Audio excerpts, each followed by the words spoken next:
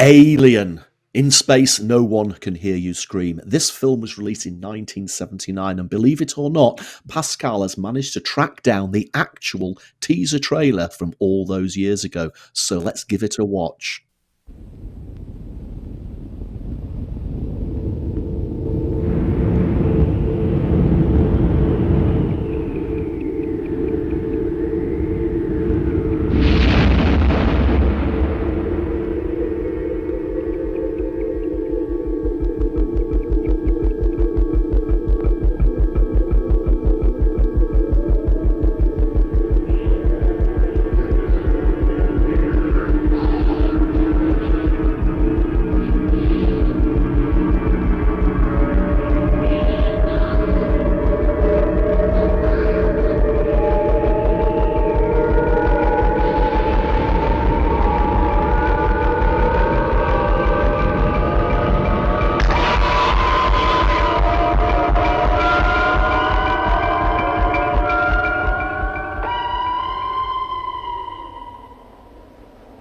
Wow.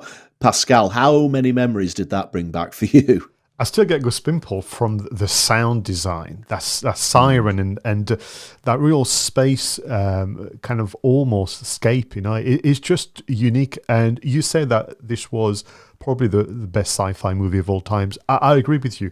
I go back to it so many times. I mean, I love pretty much all the episodes of the franchise, you could argue, even the crossover with the Predators and so on. But that one is, to me, what science fiction is all about. I mean, we'll talk in a moment about everything that makes Alien work, but you're taken to a different space and time, literally.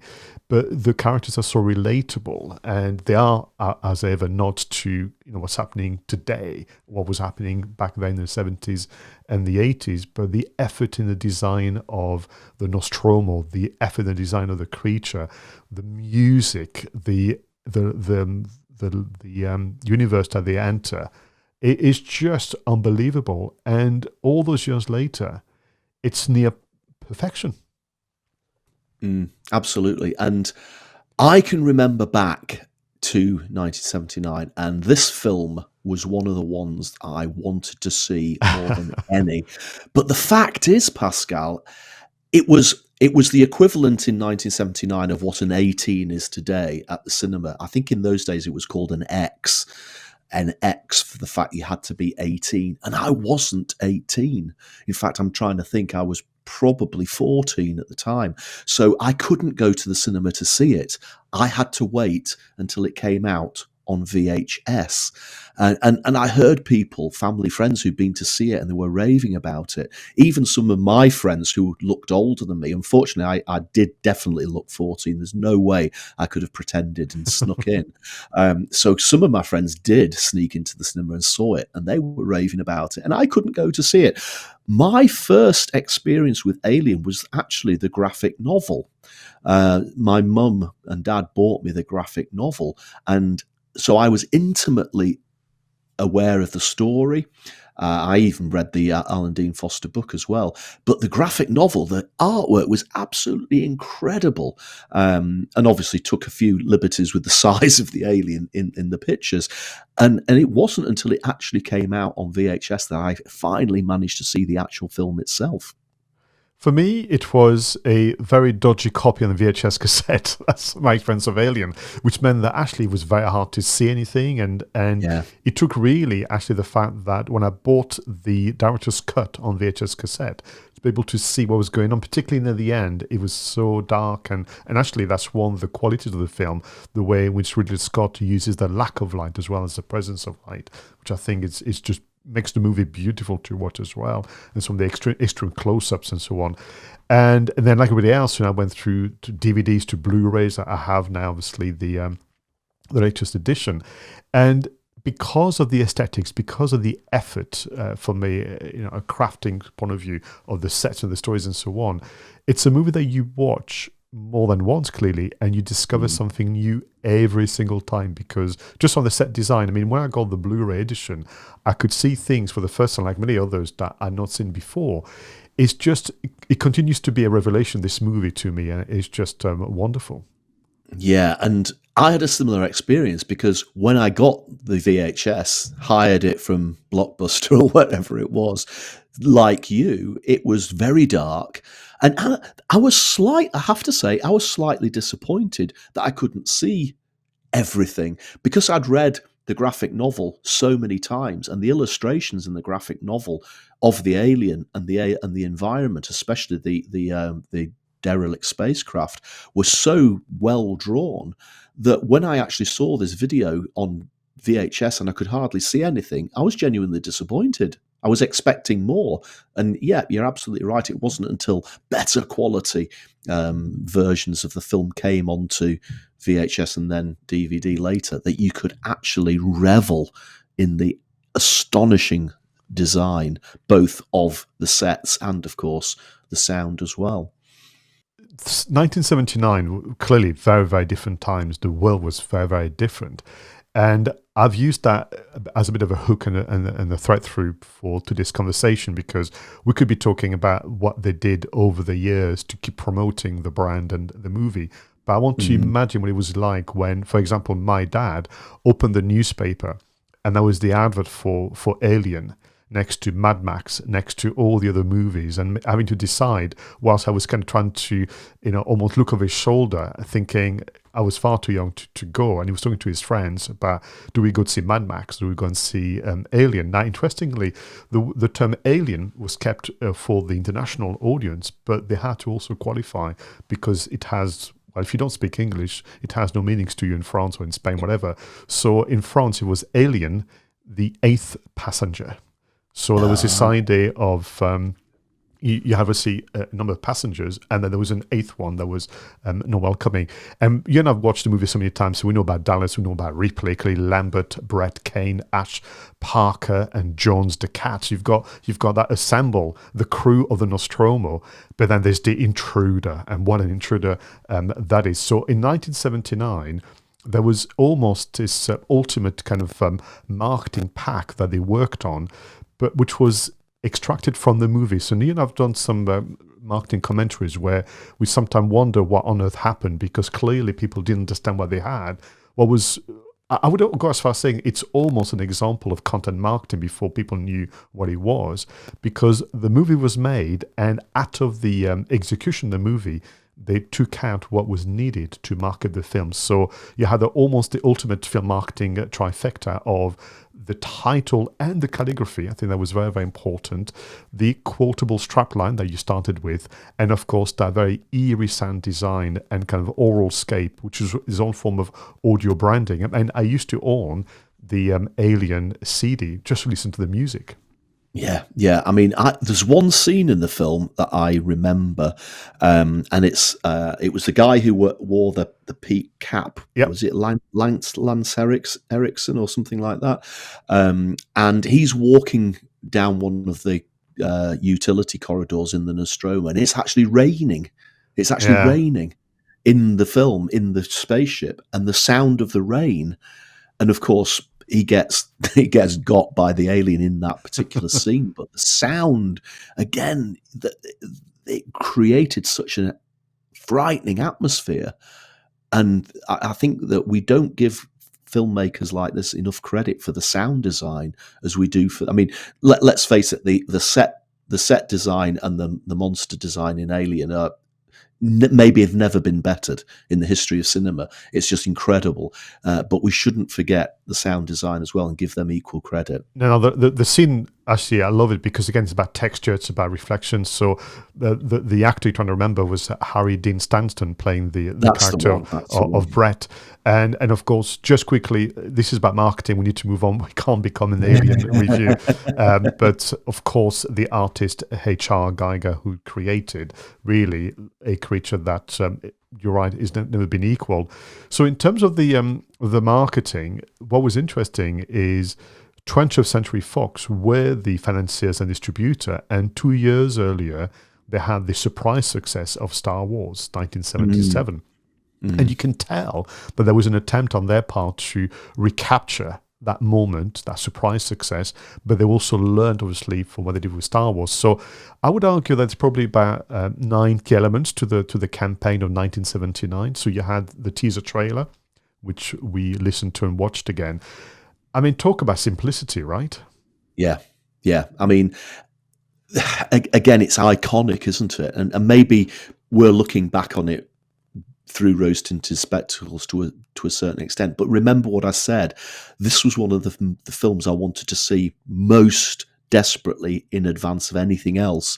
And maybe it was tempered by that fact that I wasn't old enough to go to the cinema to see it. But it was the iconic image of that egg with the green glow around it, and that strapline, "In space no one can hear you scream." I mean, it's so tempting. It teases you so much, it's almost painful. And that's sound again. And what is fascinating is that they used an egg, I mean, a chicken egg, really. And I don't know whether there was some lack of time, lack of resources, but they never went actually to change it to the actual creation by H.R. Geiger with the face hugger. They just sticked with the egg, just move on. Then later, people could watch what we're going to call the extended trailer, where there were scenes from the movie, but no dialogue, just that music from Jerry Goldsmith, just that siren, the sense of peril. I mean, for me, the Nostromo is almost like the kind of haunted castle type themes, and that was very good. So they had that, and what they did in pure content marketing form, they just then made some shorter version. So they had teasers for TV, and keeping the atmosphere. They had TV spots, with the title Alien. They even had, obviously, you would expect them, some localized radio and TV spots for different nations. And I've got a bit of a surprise for you, Roger. No. Thanks to the hard work of fans around the interweb, a gentleman called Mark H. and also Screen Rant, somebody managed to dig out the 1979 UK radio spots promoting actually the premiere in London. Would you like to have a listen? Oh, we just have to, Pascal. Get it on.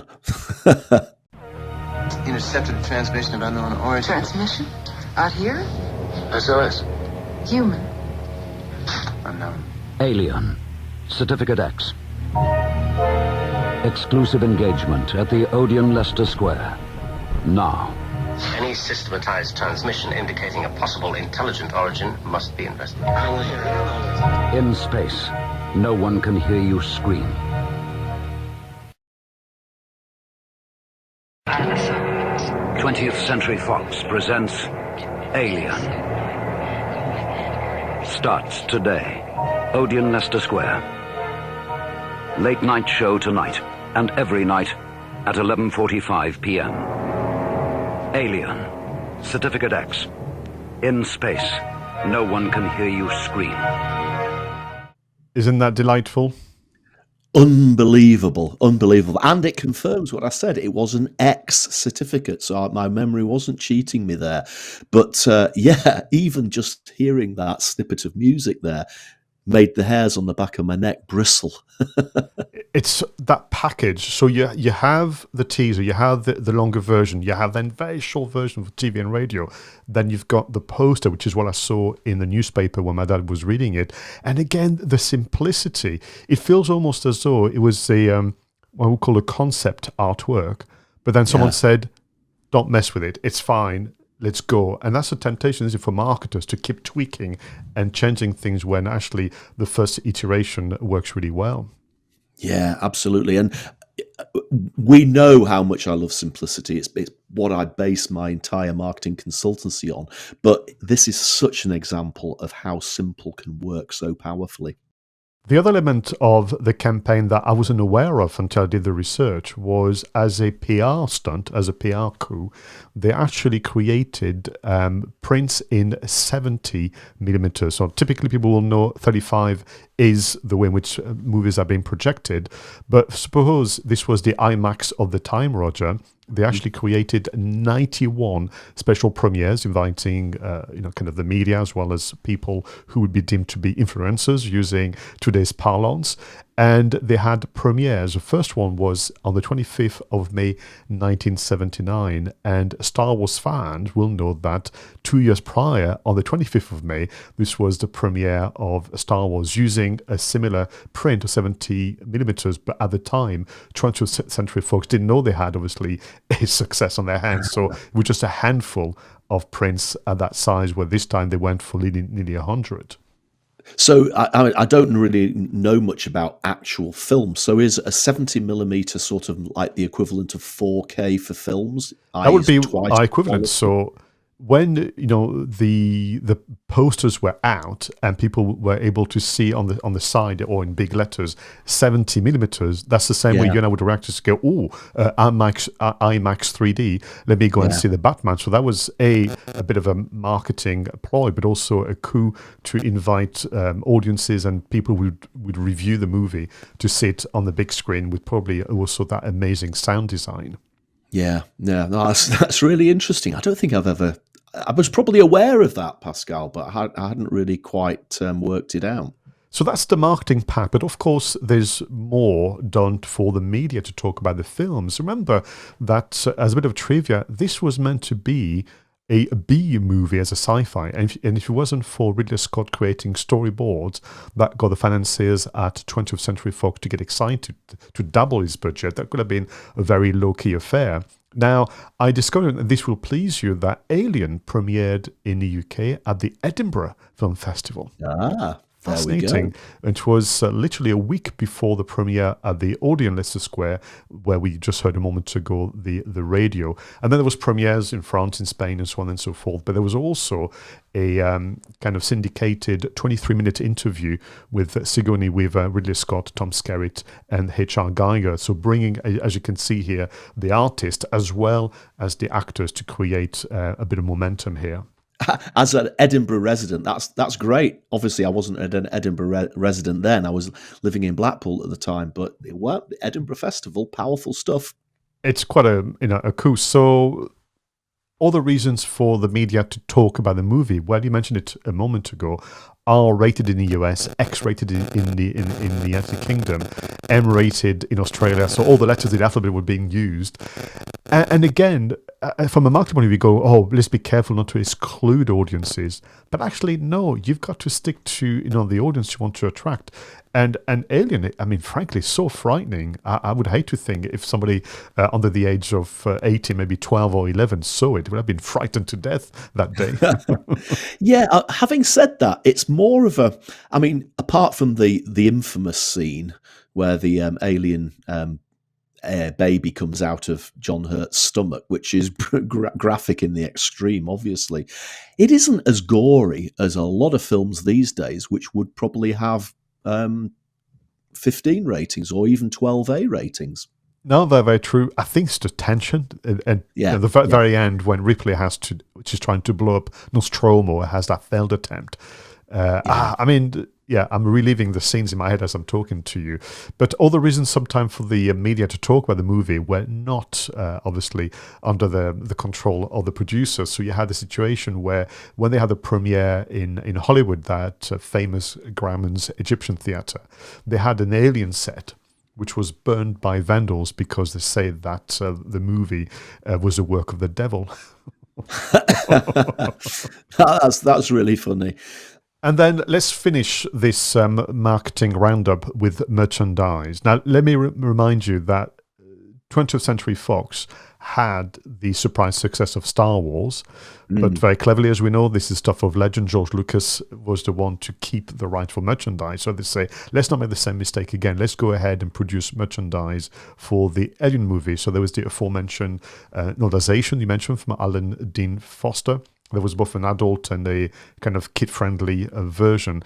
One that I would love to get my hands on. This would probably cost so much money. The Heavy Metal magazine published a graphic novel adaptation, but also almost like a behind-the-scene story and an alien calendar.